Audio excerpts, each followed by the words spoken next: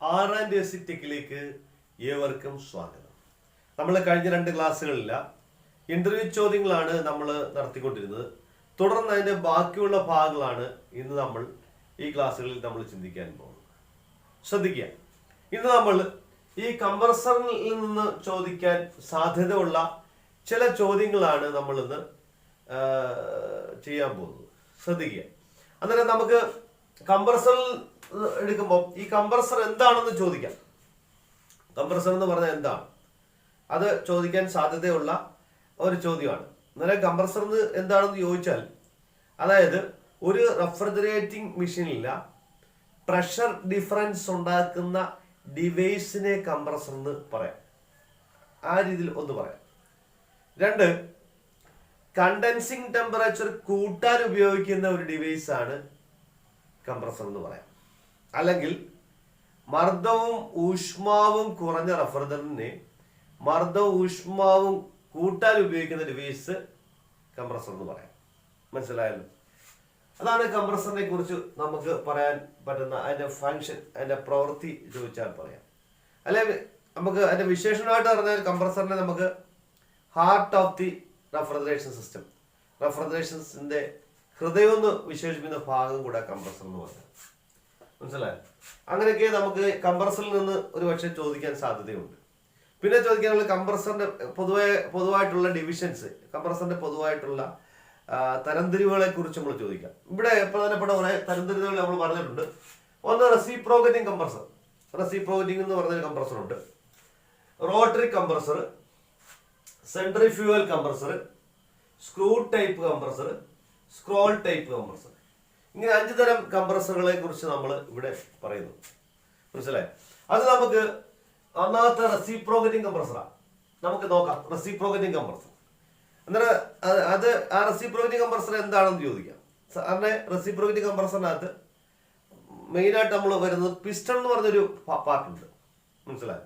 പിസ്റ്റന്റെ two and fro motion അല്ലെങ്കിൽ reciprocating motion കൊണ്ടാണ് ആ കംപ്രസറെ റെസിപ്രോക്കറ്റിംഗ് കംപ്രസർ എന്ന് വിളിക്കുന്നതിന് കാരണം. മനസ്സിലായോ?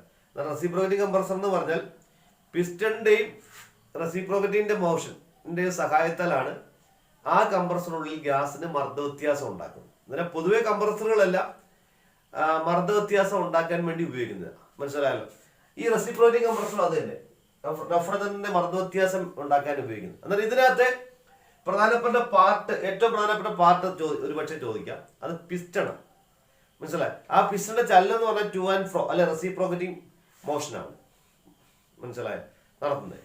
അന്നേരം ഈ റെസിപ്രോക്കറ്റിംഗ് കംപ്രസർ നമ്മൾ എടുക്കുകയാണെങ്കിൽ റെസിപ്രോക്കറ്റിംഗ് കംപ്രസറിനെ പ്രധാനമായിട്ട് മൂന്നായിട്ട് തരംതിരിക്കുന്നത്. ഒരുപക്ഷെ ചോദിക്കാൻ റെസിപ്രോക്കറ്റിംഗ് കംപ്രസറിന്റെ ഡിവിഷൻസ് എത്ര ഉണ്ടെന്ന് ചോദിക്കാൻ സാധ്യതയുള്ള ഒരു ക്വസ്റ്റ്യൻ ആണ്.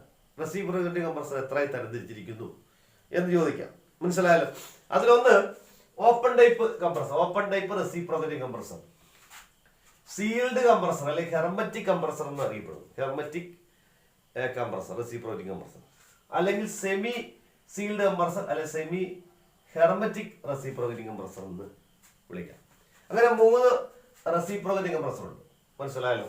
അത് നോക്കി, ഇതിൽ ഈ ഓപ്പൺ ടൈപ്പ് കംപ്രസർ എന്ന് പറഞ്ഞാൽ അതിനകത്ത് കംപ്രസറും മോട്ടറും വെവ്വേറെ പ്രത്യേകമാണ് സ്ഥിതി ചെയ്യുന്നത്. അങ്ങനെയുള്ള ഒരു കംപ്രസറാണ് ഓപ്പൺ ടൈപ്പ് കംപ്രസർ. ഇത് ഗാർഹിക ആവശ്യങ്ങൾക്കും വാണിജ്യ ആവശ്യങ്ങൾക്കും ഒരുപോലെ ഉപയോഗിക്കുന്ന ഒരു കംപ്രസറാണ്. അന്നേരം എവിടെ ഉപയോഗിക്കുന്നത് ചോദിച്ചാൽ നമുക്ക് അവിടെ ഒരു ക്വസ്റ്റൻ ഉണ്ട്, ഓപ്പൺ ടൈപ്പ് കംപ്രസർ എവിടെയാണ് ഉപയോഗിക്കുന്നത് എന്ന് ചോദിച്ചാൽ ഗാർഹിക ആവശ്യങ്ങൾക്കും വാണിജ്യ ആവശ്യങ്ങൾക്കും ഒരുപോലെ ഉപയോഗിക്കാൻ പറ്റുന്ന ഒരു കംപ്രസറാണ് ഓപ്പൺ ടൈപ്പ് കംപ്രസർ. അടുത്താണ് സീൽഡ് കംപ്രസർ അല്ലെങ്കിൽ ഹെർമറ്റിക് കംപ്രസർ. അന്നേരം ഈ സീൽഡ് കംപ്രസർ എന്ന് പറഞ്ഞാൽ തന്നെ കംപ്രസറും മോട്ടറും ഒരു സീൽഡിനുള്ളിൽ, അതായത് ഒരു ഡൂമിനുള്ളിൽ അടക്കം ചെയ്ത കംപ്രസറിനെയാണ് സീൽഡ് കംപ്രസർ. ഈ സീൽഡ് കംപ്രസർ കൂടുതലായിട്ട് ഗാർഹിക ആവശ്യങ്ങൾക്ക് വേണ്ടി ഉപയോഗിക്കുന്നു. Refrigerator, window AC, split AC തുടങ്ങിയ ഗാർഹിക ആവശ്യങ്ങൾക്ക് വേണ്ടി ഉപയോഗിക്കുന്ന റെഫ്രിജറേറ്റിംഗ് മെഷീനിലാണ് ഈ സീൽഡ് കംപ്രസർ കൂടുതൽ ഉപയോഗിക്കുന്നത്. മനസ്സിലായി? സെമി സീൽഡ് കംപ്രസർ നമുക്ക് ഗാർഹിക ആവശ്യങ്ങൾക്കും വാണിജ്യ ആവശ്യങ്ങൾക്കും ഒരുപോലെ ഉപയോഗിക്കാൻ പറ്റുന്ന ഒരു കംപ്രസറാണ് സെമി സീൽഡ്. അത് ഇതിനകത്ത് ഈ കംപ്രസർ മോട്ടറൊക്കെ നട്ട് ബോൾട്ട് ഉപയോഗിച്ച് ആണ് അത് എന്ത് ചെയ്തിരിക്കുന്നത്, ഫിറ്റ് ചെയ്തിരിക്കുന്നത്.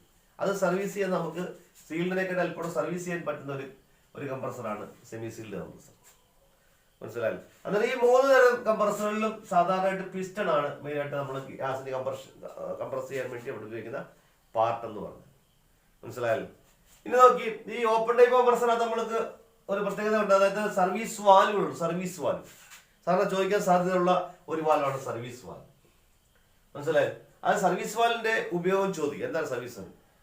അപ്പൊ ഗ്യാസ് ചാർജ് ചെയ്യാൻ നമുക്ക് സഹായിക്കുന്നുണ്ട് സർവീസ് വാൽവ്. മർദ്ദം അളക്കുവാൻ സർവീസ് വാൽവുകൾ ഉപയോഗിക്കുന്നു. അപ്പൊ ആ സർവീസ് വാൽവിൽ ഗേജ് കണക്ട് ചെയ്ത് നമുക്ക് മർദ്ദം അളക്കാൻ കഴിയും. ഓയിൽ ചാർജ് ചെയ്യാൻ കഴിയും. എന്നാൽ സർവീസിങ്, പൊതുവെ സർവീസിങ് ആവശ്യങ്ങൾക്ക് വേണ്ടി സർവീസ് വാൽവുകൾ ഉപയോഗിക്കാം. മനസ്സിലായല്ലോ. എന്നാൽ സർവീസ് വാൽവുകൾ പ്രധാനമായും 2 തരത്തിലാണ്. ഒരു പക്ഷേ ചോദിക്കാം, സർവീസ് വാൽവ് എത്ര ടൈപ്പ് ഉണ്ട് ഏതെല്ലാം. എന്നാൽ സർവീസ് വാൽവ് പ്രധാനമായും 2 തരത്തിലാണുള്ളത്. Suction service valve, discharge service valve. അത് ഓപ്പൺ ടൈപ്പ് കംപ്രസറിൽ കൂടുതൽ ഉപയോഗിക്കുന്നുണ്ട്. മനസ്സിലായല്ലോ. അന്നേരം 2 തരത്തിലുള്ള സർവീസുകളാണ്, suction service valve, discharge service valve. മനസ്സിലായോ?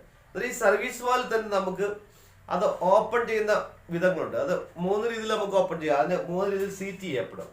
അതിനകത്തുള്ള വാൽവിന്റെ പൊസിഷനാണ്. വാൽവിനെ 3 പൊസിഷനിലേക്ക് നമുക്ക് മാറ്റാം.